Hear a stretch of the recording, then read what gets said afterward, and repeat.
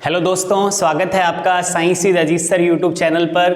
दोस्तों, हमने पढ़ रहे हैं 10th की साइंस और इसमें अपना चैप्टर चल रहा है फर्स्ट, रासायनिक अभिक्रियाओं के बारे में अपने पढ़ रहे हैं। और इससे पहले आपको मैं इस चैप्टर की 2 वीडियोस प्रोवाइड करवा चुका हूं। फर्स्ट वीडियो में अपने पढ़ा भौतिक परिवर्तन और रासायनिक परिवर्तन के बारे में, और सेकेंड वीडियो में अपने पढ़ा रासायनिक अभिक्रिया क्या है और रासायनिक समीकरण क्या चीज़ है और उसको संतुलित करना क्यों आवश्यक है। आज अपने इस लेक्चर से स्टार्ट कर रहे हैं जितनी भी अभिक्रियाएं हैं, जितनी भी रासायनिक अभिक्रियाएं हैं, कितने प्रकार की होती हैं, वो सबको अपने एक एक वीडियो में एक एक अभिक्रिया को कवर करेंगे। इस वीडियो में अपने बात करेंगे संयोजन अभिक्रिया की, जिसके 2 नाम और है, संयुग्मन अभिक्रिया या फिर योगात्मक अभिक्रिया। इसे इंग्लिश में बोलते हैं एडिशन रिएक्शन या फिर कॉम्बिनेशन रिएक्शन। कौन सी अभिक्रिया के बारे में बात कर रहे हैं? अपने संयोजन अभिक्रिया के बारे में बात कर रहे हैं। तो देखो दोस्तों, मैं आपको इससे पहले की जो वीडियोज है उसमें ये बता चुका हूँ संयोजन अभिक्रिया है क्या। वह मतलब अपने एक अभिक्रिया का ढांचा पढ़ चुके हैं भी। किसी भी अभिक्रिया में जो पदार्थ भाग लेते हैं उनको बोलते हैं अभिकारक। वो आपस में क्रिया करते हैं और उनकी क्रिया करने से या उनमें रासायनिक परिवर्तन होने से जो नया पदार्थ बनता है उस नए पदार्थ को अपने बोलते हैं उत्पाद बोलते हैं। तो देखो दोस्तों, इसके नाम से क्लियर है संयोजन अभिक्रिया। तो देखो क्या है दोस्तों, ये भी वह अभिक्रिया जिसमें 2 या 2 से अधिक अभिकारक अणु, भी अपने को पता है अभिक्रिया में भाग कौन लेगा? अभिकारक। पहले अपने पास अभिकारक ही होंगे, उत्पाद तो बना ही नहीं क्योंकि अभिक्रिया स्टार्ट ही नहीं हुई है अभी तक। तो क्या है दोस्तों इसकी परिभाषा? वह रासायनिक अभिक्रिया जिसमें 2 या 2 से अधिक अभिकारक अणु आपस में जुड़कर एक उत्पाद का निर्माण करते हैं, क्या कहलाती है? संयोजन अभिक्रिया। यानी सीधी सी बात है, अभिकारक जुड़ेंगे और किसका निर्माण करेंगे? उत्पाद का निर्माण करेंगे। इसमें अभिकारक जुड़ते हैं, इसलिए इस अभिक्रिया का नाम क्या रखा हुआ है? संयोजन, संयुग्मन या फिर योगात्मक अभिक्रिया। तो एक बार दोबारा से देखते हैं, वह रासायनिक अभिक्रिया जिसमें 2 या 2 से अधिक अभिकारक अणु आपस में जुड़कर क्या बनाते हैं? एक उत्पाद का निर्माण करते हैं, क्या कहलाती है? संयोजन अभिक्रिया कहलाती है। ये परिभाषा दोस्तों मैंने यहाँ लिखी है। वह रासायनिक अभिक्रिया जिसमें 2 या 2 से अधिक अभिकारक अणु आपस में जुड़कर एक उत्पाद का निर्माण करते हैं, क्या कहलाती है? संयोजन अभिक्रिया कहलाती है। अब देखो दोस्तों, सोचने वाली बात यह है भी एक उत्पाद का निर्माण कैसे हुआ? अभिकारक जुड़े कैसे? क्या अभिकारक में नए बंध बने हैं या बंध टूट गए हैं? तो कॉमन सी बात है, कभी कोई चीज जुड़ेगी तभी जब उनमें आपस में क्या होंगे? नए बंध बनेंगे। तो अपने यहाँ यह भी लिख सकते हैं, इस अभिक्रिया में अभिकारक अणुओं के मध्य नए बंधों का निर्माण होता है। यानी इसमें नए बंध बनते हैं। अब अभिकारकों के बीच में नए बंध बनते हैं जिससे वो आपस में जुड़ जाते हैं और जुड़ने के बाद में क्या बन जाता है? आपके पास में उत्पाद यौगिक के रूप में प्राप्त हो जाता है। देखो दोस्तों, अपने लिए अणु हैं और बना क्या है उनसे? यौगिक। अणु जुड़कर क्या बनाते हैं? यौगिक बनाते हैं। ये आपने 9th में पढ़ा है। अब देखो दोस्तों, इसके एक फॉर्मेट की बात करते हैं भी। जैसे मान लो अपने पास एक क्रियाकारक यानी एक अभिकारक A है और एक क्रियाकारक कौन है? B है, और ये दोनों आपस में क्या हो रहे हैं? जुड़ रहे हैं। और एक अभिकारक A है, एक अभिकारक B है और दोनों आपस में क्या हो रहे हैं? जुड़ रहे हैं। इन दोनों के बीच में बंध बन गया, दोनों जुड़ गए और जुड़ने पर क्या हुआ? ये अभिक्रिया संपन्न हो गई। मतलब ये इस फॉर्मेट पर होगी अभिक्रिया। इस तरह से आपके पास कोई भी 2 अभिकारक होंगे, 2 भी हो सकते हैं, ज्यादा भी हो सकते हैं। कोई भी 2 अभिकारक होंगे और वो आपस में इस तरह से जुड़ेंगे और जुड़कर आपस में इस तरह से क्या बन जाएगा? आपके पास से एक नया यौगिक, एक नया उत्पाद प्राप्त हो जाएगा। ये ढांचा है किसका? एक संयोजन अभिक्रिया का। यानी एक संयोजन अभिक्रिया इस रूप में प्रकट होगी आपके सामने। तो देखो दोस्तों, उम्मीद करता हूं आपको इसकी परिभाषा और जो इसका इंट्रो है वो समझ में आ गया होगा। इसकी देखो, जब भी एग्जाम में क्वेश्चन आता है तो क्वेश्चन इस तरह से मिलेगा, संयोजन अभिक्रिया किसे कहते हैं? 2 उदाहरण दीजिए। या संयोजन अभिक्रिया किसे कहते हैं? इसके 2 कोई स्पेसिफिक उदाहरण आपसे पूछ लिए जाएंगे। या फिर इस तरह से हो सकता है भी बुझे हुए बुझे हुए चूने के निर्माण की रासायनिक समीकरण लिखो, या अमोनिया निर्माण की रासायनिक अभिक्रिया लिखो। इस तरह से कुछ भी पूछा जा सकता है। ये संयोजन अभिक्रिया पर है। ये कैसे पता चलेगा आपको? पहले आपको सबसे पहले इसकी परिभाषा याद होनी चाहिए, यानी कोई भी रिएक्शन जो भी अपने पढ़ेंगे उसकी सबसे पहले आपको डेफिनेशन पता होनी चाहिए। उसके बाद आपको उसकी समीकरणें तो सारी ही समझनी है, पर कम से कम 2 एग्जाम्पल तो आपको अपनी तरफ से बनाने आने ही चाहिए भी। अगर मैं बोल दूं संयोजन अभिक्रिया तो कम से कम आपके माइंड में 2 समीकरणें होनी ही चाहिए। अगर मैं बोलूं वियोजन तो भी आपके माइंड में कम से कम 2 या 3 एग्जाम्पल होने ही चाहिए जो आप खुद बना सको। वो कैसे बनाओगे वो इस चैप्टर में अपने सीखेंगे। तो दोस्तों आप इसका स्क्रीनशॉट ले सकते हैं या वीडियो को पॉज करके आप नोट कर सकते हैं। तो चलते हैं दोस्तों आगे।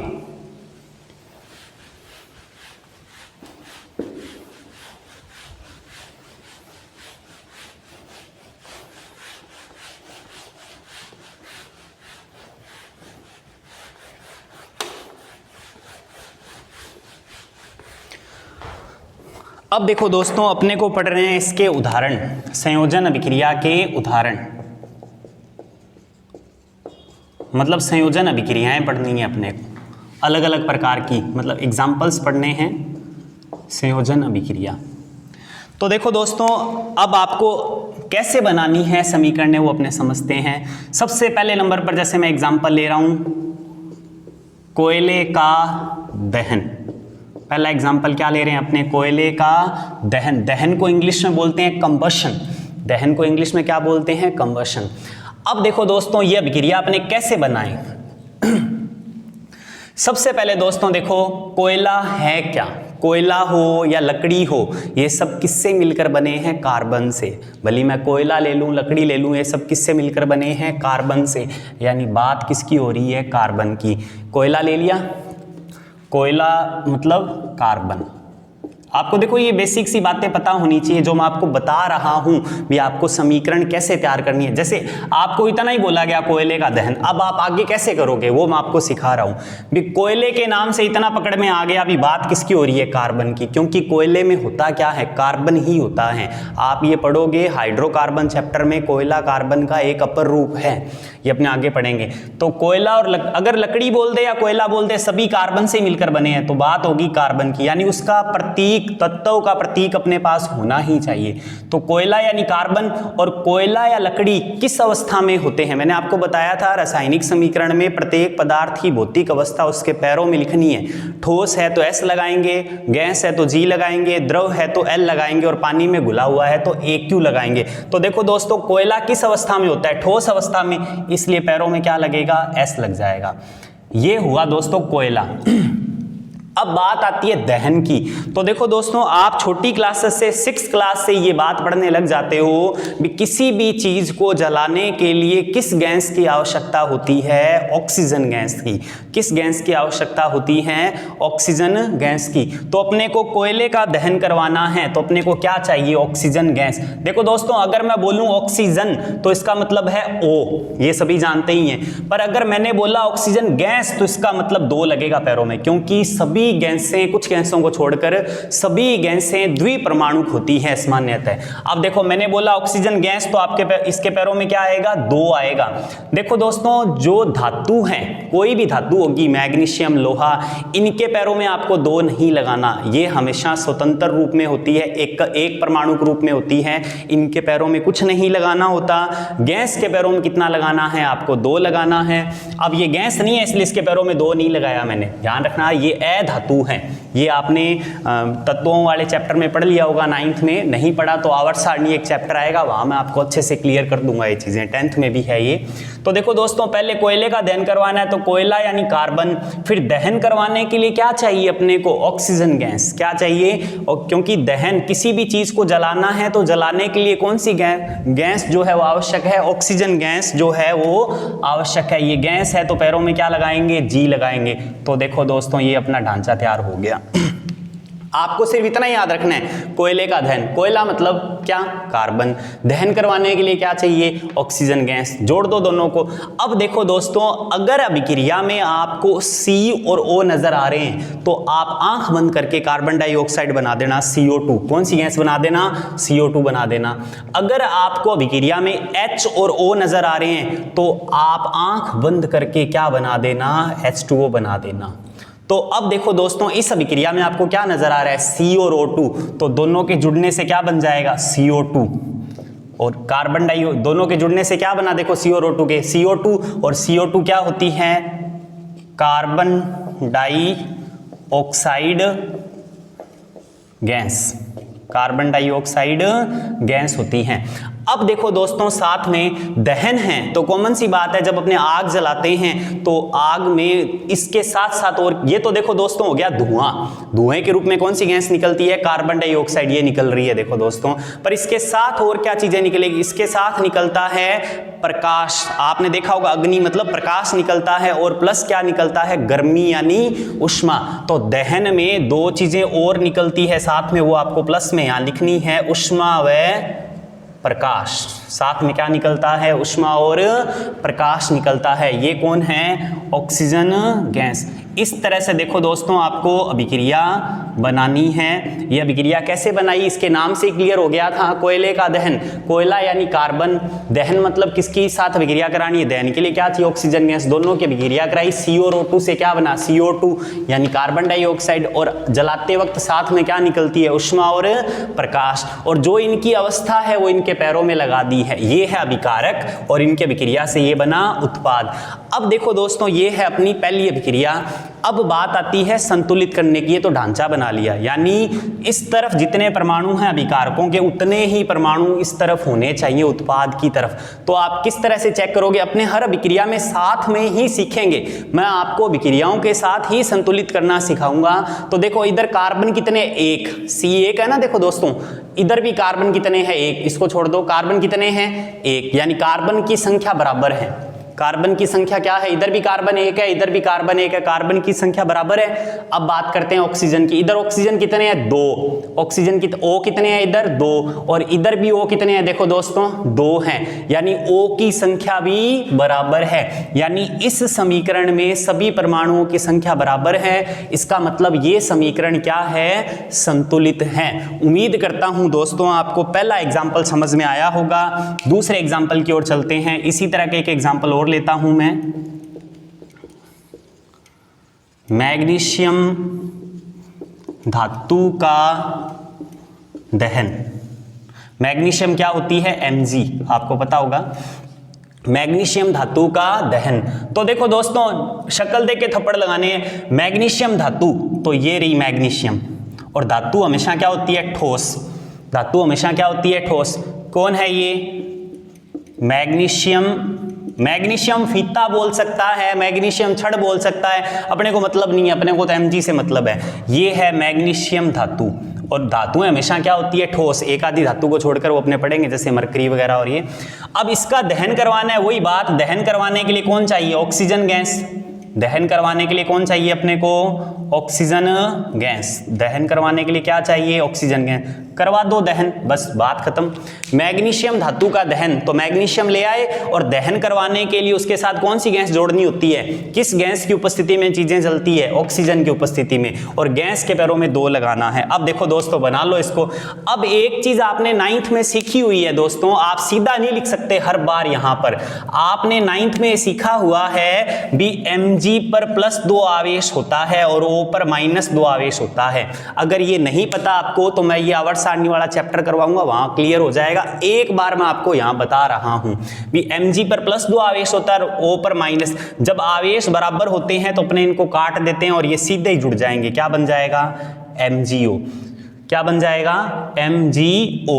ये आपने 9th में सीखा होगा। अगर ये आपको नहीं आता तो ये अपने साथ में, जैसे देखो दोस्तों एक एग्जांपल और ले लेते हैं, एल्यूमिनियम क्लोराइड। एल्यूमिनियम पर +3 होता है और Cl पे -1 होता है। अब ये दोनों बराबर नहीं है तो ये कटेंगे नहीं, ये इसके पैरों में और ये इसके पैरों में आ जाएगा। तो देखो Al के पैरों में कितना आ रहा है, 1, और Cl के पैरों में कितना आ रहा है, 3। ये प्लस माइनस नहीं लगाए जाते बाद में, Al के पैरों में मतलब तिरछा पैरों में लेके जाना है। Al के पैरों में 1 आया, Cl के पैरों में कितना आया 3, 1 लगाना जरूरी नहीं है, तो सूत्र क्या बना AlCl3।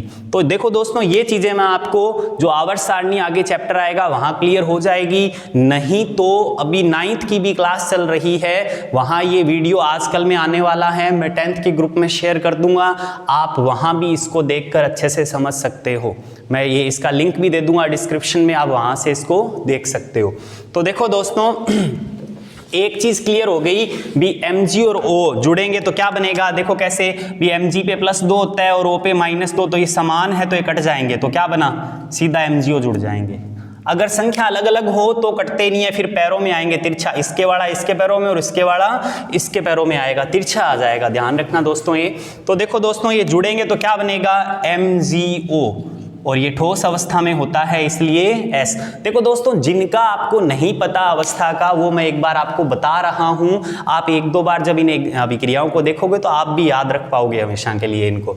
तो देखो दोस्तों ये जुड़ने पर क्या बना Mg यानी मैग्नीशियम, और किसी धातु के साथ जब ऑक्सीजन, O जब तक अकेला है तब तक तो ऑक्सीजन है, और किसी के साथ जुड़ते ही वो क्या बन जाता है ऑक्साइड, क्या बन जाता है ऑक्साइड। तो क्या बन गया मैग्नीशियम ऑक्साइड, और आपको पता है दहन में साथ में क्या निकलती है ऊष्मा व प्रकाश भी निकलते हैं। अब बात आती है दोस्तों संतुलित करने की, ये बन गया ढांचा।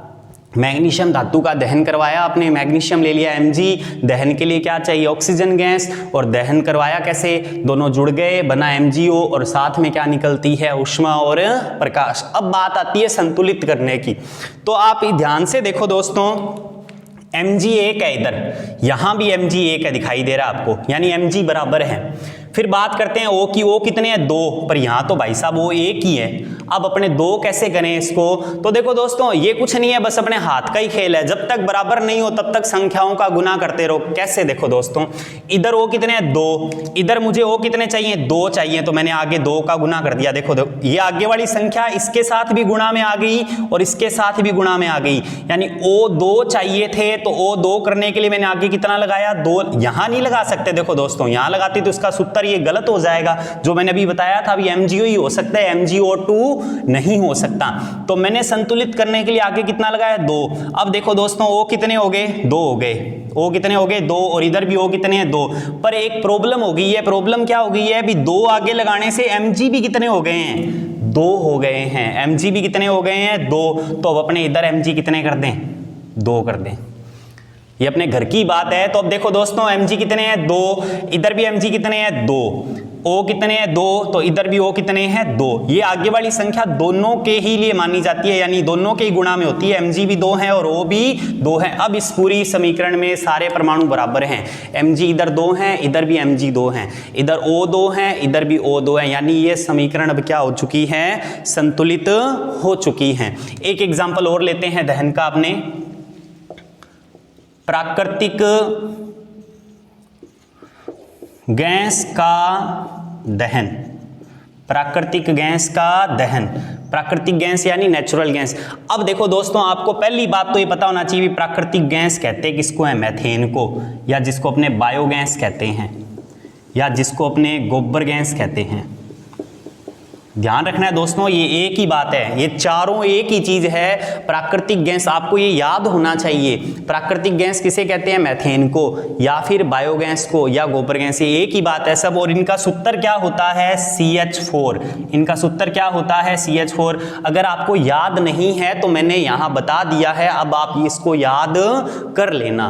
तो अब देखो अपने को क्या दिया है प्राकृतिक गैस का दहन, और प्राकृतिक गैस होती क्या है मैथेन, जिसे बायोगैस भी कहते हैं, गोबर गैस भी कहते हैं, और इसका रासायनिक सूत्र क्या होता है CH4 होता है। तो अब देखो दोस्तों इसका दहन करवाना है अपने को, तो वही बात CH4 अपने ले लेते हैं, और ये गैस है तो पैरों में क्या आएगा G, भाई साहब है कौन ये प्राकृतिक गैस, और इसके कई नाम है, मैंने उधर लिख दिया यहां नहीं लिखूंगा कौन। पहले आप एक चीज ध्यान रखना दोस्तों भी, अगर उसका कोई स्पेसिफिक नाम है, अगर जैसे देखो इसका वैसे इसका रासायनिक नाम तो मैथेन है, पर ये तो इसके विशेष नाम दिए गए हैं बाद में, तो आपको पहले रासायनिक नाम ही लिखना है उसका, यानी ये कौन है मैथेन, और इसे कहते क्या है प्राकृतिक गैस, क्या कहते हैं इसे, प्राकृतिक गैस कहते हैं। इस तरह से लिखना है इसको। तो इसने अपने को दिया प्राकृतिक गैस का दहन। प्राकृतिक गैस का सूत्र अपने को याद होना चाहिए, CH4 ले लिया अपने सूत्र। दहन करवाना है तो दहन के लिए क्या चाहिए, ऑक्सीजन गैस।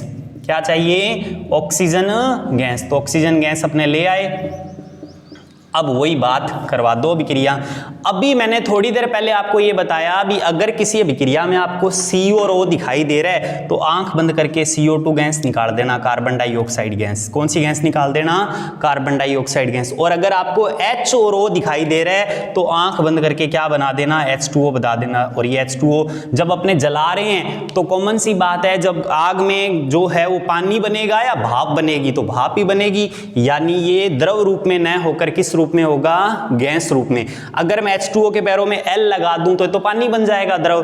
H2O के पैरों में G का मतलब क्या है भी, ये गैस है यानी भाप है। और यहां अपने जला रहे हैं तो पानी भाप के रूप में ही निकलेगा। तो ये कैसे बनाया मैंने, इसके लिए आपको क्या ध्यान रखना है भी, अगर आपको अभिक्रिया में C और O दिखाई दे तो आप क्या बना देना, CO2। H और O दिखाई दे तो क्या बना देना, H2O। और प्लस में क्या निकलेगा, ऊष्मा व प्रकाश। प्लस में क्या निकलेगा, ऊष्मा व प्रकाश निकलेगा। अब बात आती है, इसके नाम लिख लेते हैं अपने दोस्तों। क्या नाम है इसका, कार्बन डाइऑक्साइड गैस। और इसका नाम क्या है, जल वाष्प, या भाप बोल देंगे या वाष्प बोल देंगे। अब बात करते हैं संतुलित करने की भी, ये संतुलित है या नहीं है। तो ध्यान से देखो दोस्तों, इधर C1 है, कार्बन कितने हैं, 1। इधर भी कार्बन कितने, 1 हैं, यानी C बराबर है। अब बात आती है H की। इधर H कितने हैं दोस्तों, 4। H कितने हैं, 4 लगाओ ना पैरों में। पर इधर H कितने हैं, 2 ही हैं। पर अपने को H करने कितने हैं, इधर 4 हैं तो इधर भी H कितने करने हैं, 4 करने हैं। अब 4 कैसे करें, 2 तो लगाई है तो आगे 2 का गुणा कर दो, 2 दूनी 4 या 2 2 जा 4। देखो दोस्तों, इधर 4 हैं तो इधर 4 कैसे किया मैंने, आगे 2 से मल्टीप्लाई कर दिया। कितने से मल्टीप्लाई कर दिया मैंने, 2 से मल्टीप्लाई कर दिया। अब देखो इधर भी H 4 हैं, इधर भी H कितने हैं, 4 हैं। अब बात करते हैं, इधर ऑक्सीजन कितने हैं, 2।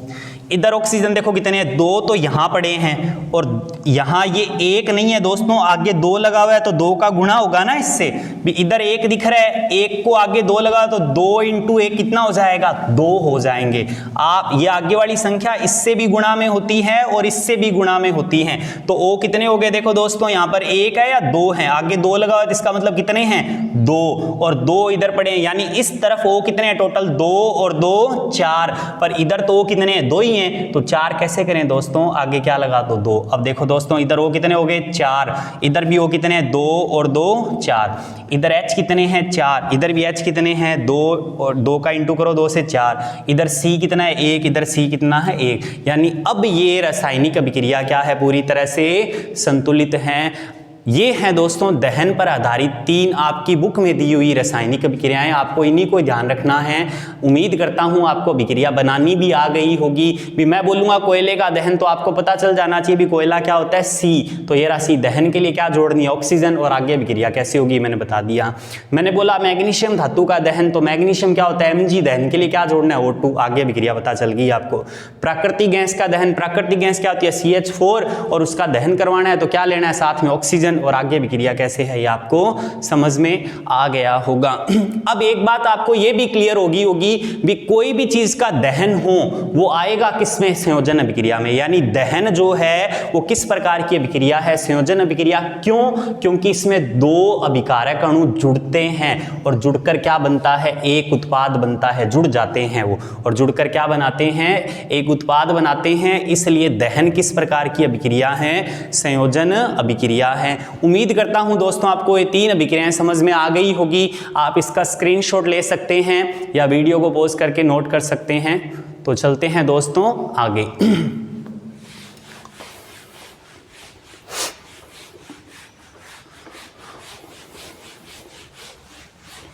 जिस तरीके से मैं अभिक्रियाएं बनवा रहा हूं उसी तरीके से आपको अभिक्रियाएं याद रखनी हैं। आप कभी नहीं भूलोगे अभिक्रियाओं को। अब देखो दोस्तों अगली अभिक्रिया अपने बात करते हैं अमोनिया गैस का निर्माण। अमोनिया गैस का निर्माण। अब देखो दोस्तों अगर आपको सूत्र नहीं पता तो मैं बता देता हूं। अमोनिया गैस का सूत्र होता है NH3। अमोनिया गैस का सूत्र क्या होता है NH3। आपको याद रखना है अमोनिया गैस का सूत्र क्या होता है NH3। तो अब देखो दोस्तों अमोनिया बनानी है, यानी अपने को क्या बनानी है NH3। तो आपको इसकी शक्ल देख के ये तो पता चल रहा होगा अभी अमोनिया बनाने के लिए दो बंदे चाहिए, एक नाइट्रोजन चाहिए और एक क्या चाहिए, हाइड्रोजन चाहिए। नाइट्रोजन भी क्या होती है, गैस, और हाइड्रोजन भी क्या होती है, गैस। अमोनिया तभी बनेगी जब ये दोनों अपने पास होंगे। तो देखो दोस्तों क्या करते हैं, अपने नाइट्रोजन ले लेते हैं और क्या ले लेते हैं, हाइड्रोजन ले लेते हैं, इनको अपने जोड़ देंगे। जोड़ने से क्या बन जाएगी आपके पास, अमोनिया बन जाएगी। क्या बन जाएगी, दोनों को जोड़ने पर अमोनिया। आपको समझ में आ गया होगा मैंने समीकरण कैसे बनाई है। ये भी अपने को अमोनिया बनानी है, मैंने सूत्र आपको बता दिया। अभी अमोनिया का सूत्र क्या है, NH3 है। अमोनिया का सूत्र क्या है, NH3 है। तो देखो दोस्तों अमोनिया में क्या है, नाइट्रोजन और हाइड्रोजन है। भी अपने को नाइट्रोजन और हाइड्रोजन अगर दोनों मिल जाए तो पकड़ के जोड़ देंगे और जोड़ने से क्या बन जाएगी, NH3 बन जाएगी। तो ये मैंने ढांचा बना लिया, अभी नाइट्रोजन और हाइड्रोजन जोड़कर ही ये बनेगी, ये श्योर हो चुका है। अब देखो दोस्तों मैंने थोड़ी देर पहले आपको बताया भी गैस के पैरों में क्या लगाना होता है, दो। गैस के पैरों में क्या लगाना होता है, दो। अब नाइट्रोजन आपको पता है भी क्या है, गैस है। नाइट्रोजन क्या है, गैस। तो इसके पैरों में क्या आएगा, दो, और गैस के लिए क्या लगाते हैं, जी। हाइड्रोजन H भी क्या है, हाइड्रोजन, और हाइड्रोजन क्या होती है, गैस, इसलिए इसके पैरों में भी क्या आएगा, दो, और ये गैस है तो क्या आएगा, जी। आपको ये ध्यान रखना है गैस कोई भी हो, कुछ गैसों को छोड़कर बाकी सभी गैसें द्विपरमाणुक होती है, यानी उनके पैरों में दो आता है, और गैस ये अवस्था है इसलिए पैरों में क्या लगाएंगे, जी लगाएंगे।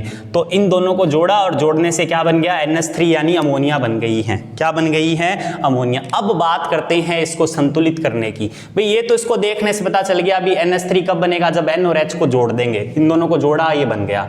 अब ये दोनों गैसें हैं इसलिए पैरों में क्या लगा दिया, दो दो लगा दिया। अब संतुलित करते हैं, N कितने हैं, इधर देखो दो, पर इधर N कितने हैं, एक ही है। तो मैं आगे कितना लगाऊंगा, देखो दोस्तों दो या तीन, इधर दो हैं तो इधर दो करने के लिए आगे क्या लगा दिया, दो। अब देखो N कितने हो गए, दो हो गए।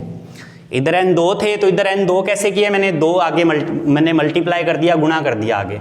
अब देखो दोस्तों H इधर कितने हैं, दो, पर इधर देखो H तीन है या छह है, क्योंकि आगे वाली संख्या का पूरे से गुणा होगा ना। देखो दोस्तों भी अगर इसको छोड़ दें तब तो तीन है, पर आगे संख्या दो लगी हुई है, इसका मतलब कितने हैं H यहाँ पे, तीन या छह। तीन दूनी छह, या 2 3 जा 6 हो जाएंगे, यानी H कितने हैं, छह हैं। तो इधर छह कैसे करें, दो तो है ही, आगे कितने से मल्टीप्लाई किया जाए, पीछे हो जाएंगे। अब देखो कितने हो गए, तीन दूनी छह हो गए, या 3 2 जा 6। आपको ये समझ में आ गया होगा दोस्तों भी अमोनिया कैसे बनाई गई है यहाँ पे। अब देखो दोस्तों एक चीज और बताता हूं आपको, इस अभिक्रिया में ये तीर यूज होता है, तो मैं यही बता देता हूं। अगर आपको ये तीर दिखाई देता है तो ये बताता है अनुत्क्रमणीय अभिक्रिया को। किसको बताता है, अनुत्क्रमणीय अभिक्रिया को, यानी अभिक्रिया एक ही दिशा में चलेगी, वापस नहीं बना सकते अपने। अभिकारक से उत्पाद ही बनेगा, उत्पाद से अभिकारक नहीं बना सकते। अगर अभिक्रिया में ये तीर है तो ये बताता है उत्क्रमणीय अभिक्रिया को। कौन सी अभिक्रिया को बताता है, ये उत्क्रमणीय अभिक्रिया को, यानी अभिक्रिया दोनों दिशाओं में संभव है। हालांकि इनको अपने अब अलग से पढ़ेंगे, जब अभिक्रियाएं चल रही है तो ये भी आएगी आपके सामने, तो मैं वहां डिटेल में करवा दूंगा। तो आपको ये पता चल गया होगा भी मैंने यहाँ तीर क्यों लगाया है, क्योंकि अमोनिया निर्माण की जो अभिक्रिया है वो कौन सी अभिक्रिया होती है, उत्क्रमणीय अभिक्रिया होती है, इसलिए अपने को यहां यही तीर लगाना पड़ेगा। आप सीधा ये एरो नहीं लगा सकते, क्योंकि सीधा ये एरो लगाने का मतलब है भी वो अभिक्रिया कौन सी बन जाएगी, अनुत्क्रमणीय। पर ये अभिक्रिया होती कौन सी है, उत्क्रमणीय होती हैं, इसलिए आपको दोनों तरफ तीर लगाने हैं। यहाँ उत्प्रेरक है वो अपने आगे पढ़ेंगे, यहाँ नहीं बता रहा हूँ, बीच में कंफ्यूज हो गए आप। जब उत्प्रेरक की बात होगी तभी उत्प्रेरक के बारे में पढ़ेंगे। तो आपको उम्मीद करता हूँ ये एग्जाम्पल समझ में आ गया होगा। चलते हैं दोस्तों नेक्स्ट एग्जाम्पल की ओर। अगला एग्जाम्पल है नाइट्रोजन ऑक्साइड का निर्माण। नाइट्रोजन ऑक्साइड होता है NO। नाइट्रोजन ऑक्साइड क्या होता है, NO। नाइट्रोजन ऑक्साइड का निर्माण करना है। तो देखो दोस्तों नाइट्रोजन ऑक्साइड का निर्माण कैसे होगा, आपको ये बात क्लियर होगी भी अपने को NO बनाना है। तो NO बनाने के लिए अपने को क्या चाहिए, N और O। तो पकड़ लो पहले N और क्या ले लिया, O। इन दोनों को जोड़ेंगे तभी अपने पास क्या बनेगा, NO बनेगा ना। नाइट्रोजन ऑक्साइड गैस होती है, ध्यान रखना दोस्तों। नाइट्रोजन ऑक्साइड गैस का निर्माण करना है। तो ये नाइट्रोजन ऑक्साइड गैस कब बनेगी, जब अपने पास क्या होगा, N और O दोनों होंगे। इन दोनों को लिया मैंने और जोड़ दिया, मतलब इतना तो श्योर है भी ये दोनों किससे बनेंगे, इन दोनों के जुड़ने से ही बनेंगे। अब देखो वही बात, नाइट्रोजन गैस है तो इसके पैरों में क्या आएगा 2, ऑक्सीजन भी गैस है तो पैरों में क्या आएगा 2, ये गैस है तो पैरों में क्या लगाएंगे G, ये भी गैस है तो पैरों में क्या लगाएंगे G, ये गैस है तो इसके पैरों में भी क्या आएगा G आएगा। अब इनके नाम लिख दो, नाइट्रोजन गैस, कौन सी गैस है ये, ऑक्सीजन गैस, और ये कौन सी गैस है, नाइट्रोजन ऑक्साइड गैस। ये बन गई अभिक्रिया। अब बात आती है संतुलित करने की। N कितने हैं इधर 2, पर इधर N कितने हैं 1, तो संतुलित करने के लिए आगे कितना लगाया 2, N 2 हो गए। O कितने हैं 2, अब इधर O कितने हैं देखो दोस्तों, 1 है या 2 है, 2, क्योंकि आगे 2 लगा वो इसका भी तो माना जाएगा ना, इसके साथ भी गुणा में माना जाएगा। N इधर भी 2 है, इधर भी 2 हैं, O इधर 2 हैं, O इधर भी 2 हैं, यानी सभी परमाणुओं की संख्या बराबर है, यानी समीकरण संतुलित हो चुकी है। अब देखो दोस्तों यहां भी ये तीर यूज होगा, इसका मतलब ये अभिक्रिया भी कौन सी अभिक्रिया है, उत्क्रमणीय अभिक्रिया है। कौन सी अभिक्रिया है, उत्क्रमणीय अभिक्रिया है। आपको उम्मीद करता हूं ये दोनों अभिक्रियाएं समझ में आ गई होगी। चलते हैं दोस्तों अगली अभिक्रिया की ओर।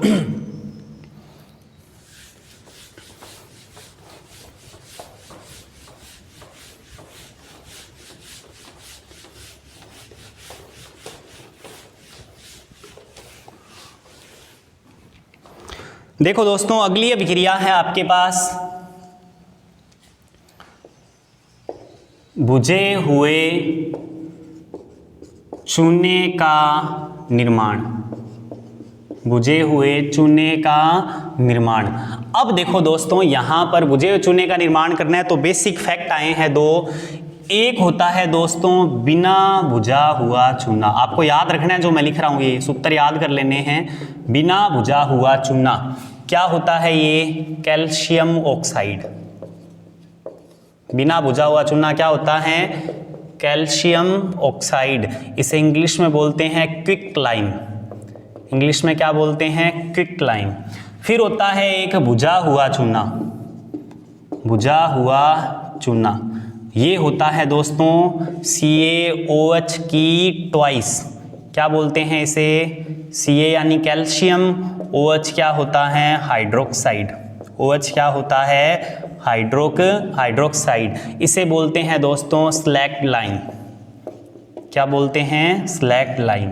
तो देखो दोस्तों ये अभिक्रिया आपको तभी समझ में आएगी, ये एग्जाम में पूछे जाते हैं दोस्तों। 10th में आपसे पूछा जाएगा बिना बुझे हुए चूने का सूत्र लिखो, तो आपको पता होना चाहिए CaO, या पूछ लिया जाएगा बिना बुझे हुए चूने का रासायनिक नाम लिखो, कैल्शियम ऑक्साइड। बुझे हुए चूने का सूत्र लिखो या बुझे हुए चूने का रासायनिक नाम लिखो, तो आपको ये दोनों पता होने चाहिए। अब देखो दोस्तों बुझे हुए चूने का निर्माण करना है तो उसके लिए अपने को क्या चाहिए, बिना बुझा हुआ चूना। ये बिना बुझा हुआ चूना क्या होता है, जो कली करते हैं ना अपने घर में, गट्टा लेके आते हैं, वो बिना बुझा हुआ चूना होता है। जो पाउडर होता है ना सफेद पाउडर कली वाला, वो बिना बुझा हुआ चूना है।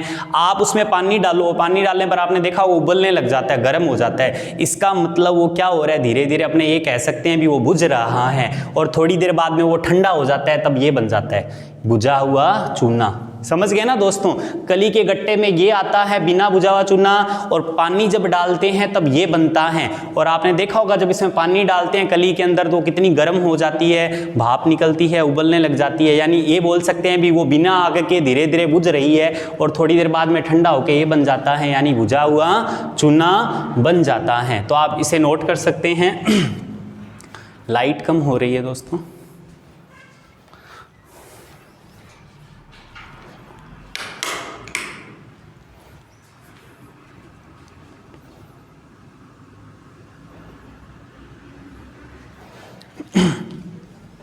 अब देखो दोस्तों चलते हैं आगे, कैसे बनाएंगे भी। एक चीज अपने को क्लियर हो गई भी, बुझा हुआ चूना कब बनेगा, जब अपने पहले क्या लेंगे, बिना बुझा हुआ चूना। ये अपने बिना बुझा हुआ चूना ले लिया, जिसका नाम क्या है, कैल्शियम ऑक्साइड। क्या नाम है, कैल्शियम ऑक्साइड। और इसका वैसे नाम क्या है, बिना बुझा हुआ चूना। और वैसे इसको बोलते क्या है इंग्लिश में? क्विकलाइम। क्या बोलते हैं? क्विकलाइम।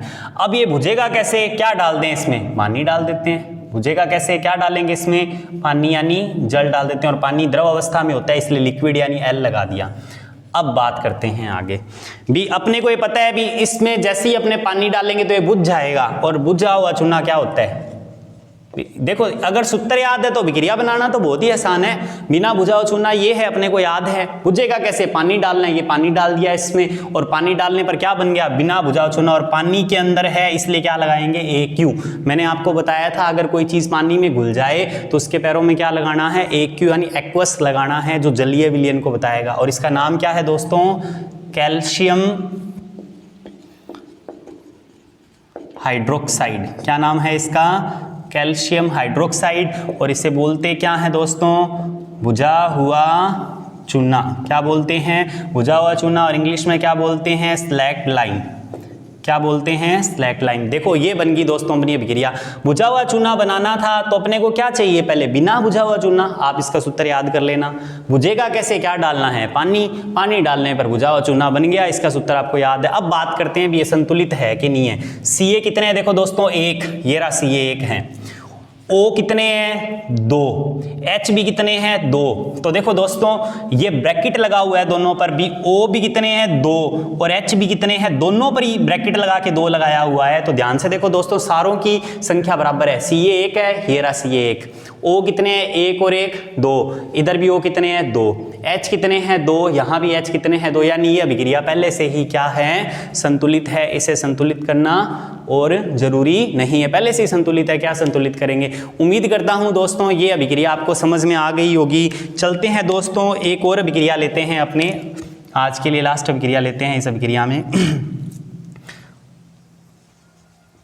संगमरमर या फिर मार्बल का निर्माण।